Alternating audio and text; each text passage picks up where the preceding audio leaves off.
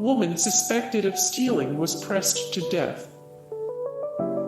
Margaret Clitheroe wasn't the only woman to have been pressed to death. Years later, in 1676, another woman was suspected of burglary. Although her name was not recorded in the court records, this woman had already faced trouble with the law. She had been accused of stealing clothes, but she had been found not guilty. But this time, under suspicion of burglary, the woman refused to enter a plea. The sheriff tried to persuade the woman to enter a plea. Even her own lawyer said she drew her blood upon her own head. But with her continued refusal, the court was forced to that terrible judgment, and the woman was taken to Newgate prison and pressed to death. Pressing was so bad that one man's friends helped him die faster. In 1676, a soldier by the name of Major Strangeways was accused of murdering a lawyer who had seduced his sister. When he refused to plead in court, Strangeways was sent to be pressed in the Old Bailey press yard. The court even had a machine, purposefully constructed with a view to pressing on the region of the heart, and so expediting death. As the machine pressed down, Strangeways' face turned from white to black. The weights were piled on, until 400 pounds pressed down on Strangeways, but he still didn't die. Finally, his friends, witnesses to the pressing, jumped on top of the press too, add their own weight to the wood and iron. Their weight finally ended the victim's suffering by killing him. A Catholic woman was pressed for hiding priests in her house. During the bloody English Reformation, people practicing the wrong faith, aka whatever faith had been declared illegal by the ruler of the moment, could easily find themselves on the chopping block. When Queen Mary took the throne in 1554, she burned hundreds of Protestants at the stake. As Queen, Elizabeth I outlawed Catholicism. Even sheltering a Catholic priest was a capital offense. In 1586, Margaret Clitheroe was caught red-handed. She had created a secret room in her house to hide priests. When the room was discovered, Margaret was arrested. Even though she was clearly guilty after all, she had already been thrown in jail 3 times for refusing to attend Anglican church services. Margaret refused to enter a plea.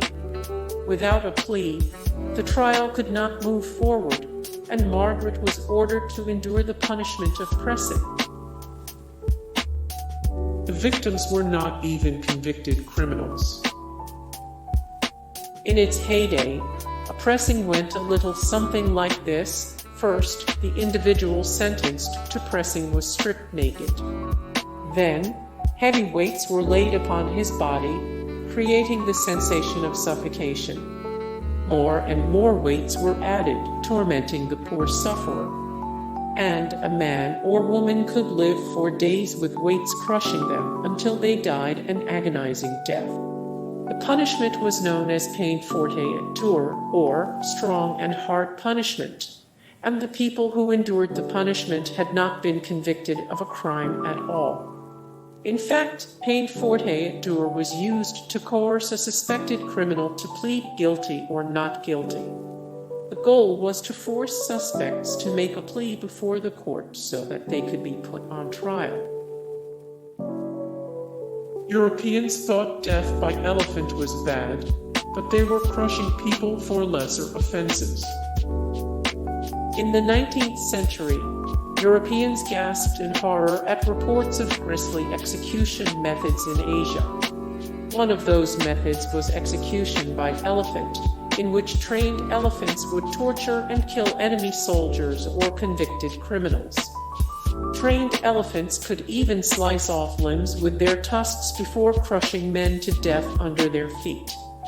While British colonialists in India tried to stamp out the practice in the 19th century, Their own countrymen had been subjected to the same horrific punishment only decades earlier. Giles Corey called for more weight as he was being pressed. Giles Corey had seen how the court had twisted the words of his wife, Martha, during her trial for witchcraft, and he refused to allow himself to be put through the same thing. So, to force Giles to enter a plea, the court pressed him. Corey was stripped naked, and a board was placed on his body. Heavy stones were set on top. The torture went on for a full day, with Giles refusing to enter a plea. The only words he spoke were more weight. On the second day, even more stones were added until the weight was unbearable. On September 19, 1692, Giles finally died after 2 days of being pressed. He was buried in an unmarked grave.